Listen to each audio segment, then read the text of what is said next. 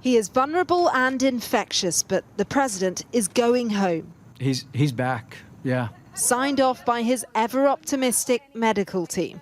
Though he may not entirely be out of the woods yet, the team and I agree that all our evaluations, and most importantly, his clinical status, support the president's safe return home, where he'll be surrounded by world-class medical care 24/7. 3 days after his oxygen levels dropped, midway through an antiviral treatment and while still on steroids, America's most high-profile COVID patient has been allowed to leave. We all remain cautiously optimistic and on guard because we're in a bit of uncharted territory when it comes to a patient that received the therapies he has so early in the course.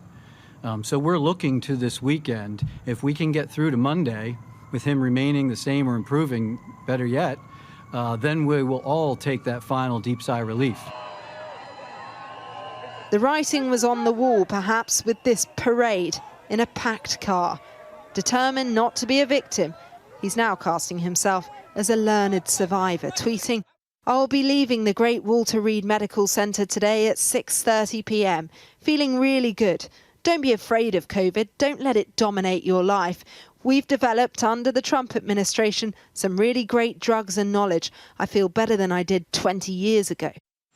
But he is also 74 years old, obese, on an experimental drug cocktail and returning to a White House engulfed by the virus. His press secretary, Kayleigh McEnany, maskless in front of reporters yesterday, today confirmed she has it.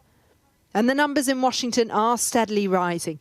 11 people, many close to the president, have officially confirmed they have coronavirus. They include the First Lady, his close advisor, Hope Hicks, his press secretary and 2 of her team, members of the president's debate team, and other senior Republicans. We've been told the president's medical team will check that there is no live virus in him that he could transmit. If they're satisfied, he could return to the trail very soon. His own physician described him as a phenomenal patient, but what he wouldn't tell us was when the president's last negative test was. The world's most powerful man has got his wish, back to the seat of power. It could be the making of him. It could also be the undoing. Cordelia Lynch, Sky News, Washington.